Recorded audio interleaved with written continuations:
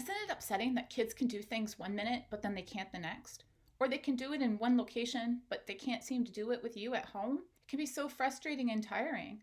Well, in this video, I'm going to give you some simple tricks and tips to use right away and help you get to the root cause of why that's happening. And in fact, if you like this video, I've created a whole series of videos just like this that are short. And I also recommend to go grab our guidebook from kidsmoveandlearn.com or a piece of paper and take some notes so that way you can use what you learn in today's video and apply it directly to your child and your family's life. Have you ever noticed that kids act very differently depending where they are? You know, whether they're with you or a friend or another family member? Well, let's also think about ourselves. When you are with certain friends or certain family members or your boss and colleagues, do you act and behave differently in each of these? You probably use some different language or some body behavior that you probably aren't aware of.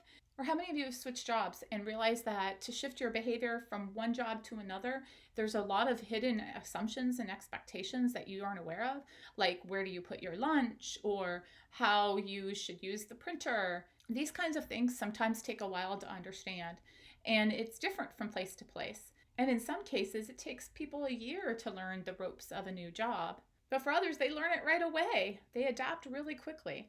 For kids, they kind of go through this every day, and most of them have only been doing it for a couple of years. New homes, new stores, new sitters, things like that.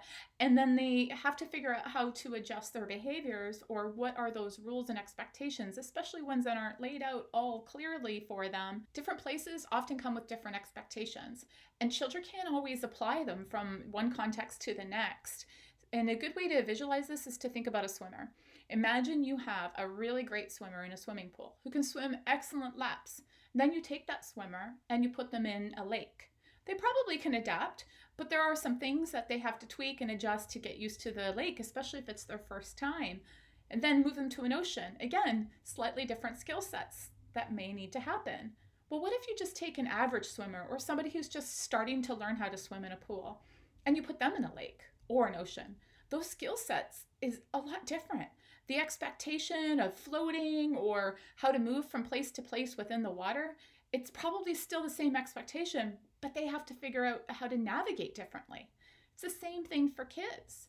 When kids are just 2 or 3 years old and they're just learning how to put toys away the way that you have an expectation in one room, and then you switch it to a different room or you switch bins or you add new toys to it, and they're just beginning to learn how to do these kinds of things. They're like that average swimmer that you've just switched into a lake or an ocean. And if you want to help them be successful, it's really important to think about how to give them some support so that when they switch to the lake or switch to the new environment, they have us as adults helping them navigate those new waters. Let's start to think about all of the different places and environments that your children have to navigate. Grab your piece of paper, pause this if you need to, and write down all of the different places. For example, your house, maybe your parents, maybe preschool. Now, did any of these make your list? Maybe you decided to split up your house to show your kitchen, your backyard, your bathtub, because different places doesn't necessarily mean different buildings. Kitchen and a bathtub and a playroom have a lot of different expectations that come with them. Now, when you want to add even more context to a location within a place, for example, the playroom, you also have to add in the context of the adult or the child. For example, is it with you? Is it with a nanny? Is it with a family member? Is your child hungry? Or are they tired? Here is a table with just some examples to show you how you can get a lot of different contexts and the environment can shift based on all of these different variables. There are 3 main causes and obstacles that you really need to be thinking about when you're guiding behavior. And if one of them are off, it can really throw things off. The 3 main root causes and obstacles is the feeling, the timing, and the expectation. Let me walk you through a couple of examples as an adult so you can see how feeling and timing and expectation can be very different for us. And then we can navigate back to thinking about how this happens with children. Imagine you're in the lunchroom. You're chatting away with your colleagues. You're frustrated. You have lots of work to do. And your boss walks in. So you've got the feeling a little overwhelmed and frustrated. The timing, it's lunchroom. It's supposed to be relaxing time. And your boss walks in. Let's add the expectation where they give you something that needs to be done by the end of the day, and you've already got a packed afternoon. You probably were nodding along to your supervisor, agreeing to do the work because you had the skill set to know better than to say no. Now let's put it in a different context with you and your boss. It's 10 a.m., you're at your desk, and they come over and start chatting to you about a project. You are most likely really content. You're probably very engaged in a conversation and some feedback because the feeling is there, the timing is there, and the expectation you're at your desk to talk about work. They're a lot more aligned, so your boss and you are going to be getting some much better results than you would have in the lunchroom. For children, they don't have all of these skills to respond to the expectations the same way. And when the feeling and the timing is off, and then not understanding the expectations can really magnify why they're not listening and not following your directions. Let's imagine you're in the playroom with mom and you're 3 years old and you're having fun, and all of a sudden mom says, "It's time to clean up for lunch." What is your feeling now? But why? I'm having fun.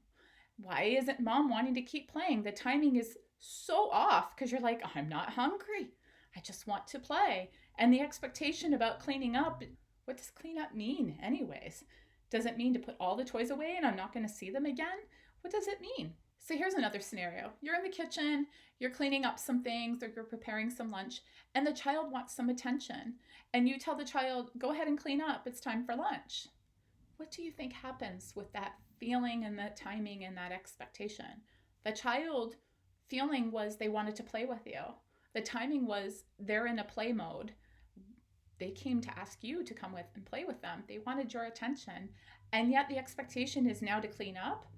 It makes them probably most likely to run away or to do negative attention because they didn't get what they wanted when they used positive ways of coming to ask you to play. So as a result, you may have ended up having this scenario because you and your child's feelings were off, you and your child's timing was off, and you and your child's expectations are off. So now let's try another scenario. You're in the playroom and you're with your child and you tell them that, you're going to clean up in about 5 minutes because you're starting to feel hungry. The clock is telling you it's almost lunchtime. And the child looks at you and then just keeps playing. And you keep playing with them for a few minutes.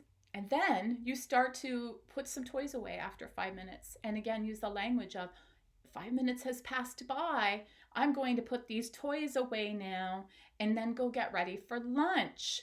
Put some toys away with me. Now you've modeled some positive feeling and some positive timing and given them the expectation along with showing them how you put the toys on the shelf. What do you think will happen in this scenario? Most likely you're going to get them much more cooperative in following along with your expectation because you and your child were in a matched feeling, in a matched timing, and in a matched understanding of what the expectation is by seeing the hands-on what it is. Because remember, the feeling, the timing, and the expectations work way better when they're aligned because these are the 3 main causes and obstacles. And if they're off, then you have to think about that obstacle. Well, then they need some connection, or they need your matched presence in this time in the moment, or maybe they need the skill to understand the expectation to break it down. And in another video, I explained how to break that expectation down into little pieces. When you really think about what each of these 3 main areas look like, and break it down, you'll see that the feeling is actually having some safe, comfortable, and routine connection building activities. Timing is about feeling playful or getting the pacing at the right space or being attentive and being present in the moment. And expectations could be about having time to practice. It could be about the developmental levels and ages of your child. And it also could have to do with the transferring of skill from one environment to another, such as the swimmer in a pool to a lake, or your child in one room to another room. When you recognize these 3 obstacles, it's going to be way easier to work with and to be able to pinpoint how to support your child and break down that wall. So this was a really quick overview because my promise is to keep these videos short and sweet. There's a lot of other videos that will break this content apart for you where I get into each one of these obstacles and give you some specific understanding on what they are, how to recognize it, and some tips and tricks on what to do to support it. Think about a pattern that you've noticed happening between you and your child that you can intercept. Where is it that things get broken down between you and your child? Where are the obstacles specifically? Try to figure that out and target it first. Is it the connection? Do you notice that they need some more support around the routine? Is it the timing? Is it because they want that presence, attentiveness with you? Or is it the expectation and skill sets? Are they unable to do something? Are they unable to transfer the skill? Or is things still a little hard for them? Take a look at your guidebook that you can get at kidsmoveandlearn.com, and you can take some notes on a piece of paper if that's easier for you. Observe your child. Take notice before you give an expectation and after an expectation to try to identify where that breakdown is. The context in a situation can greatly affect a child's behavior.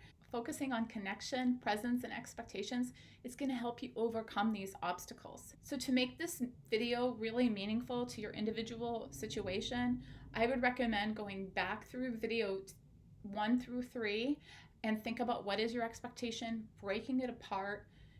Observe your child in these 3 obstacles and see where the broken down pieces are. And then when you're ready, move on to the next video.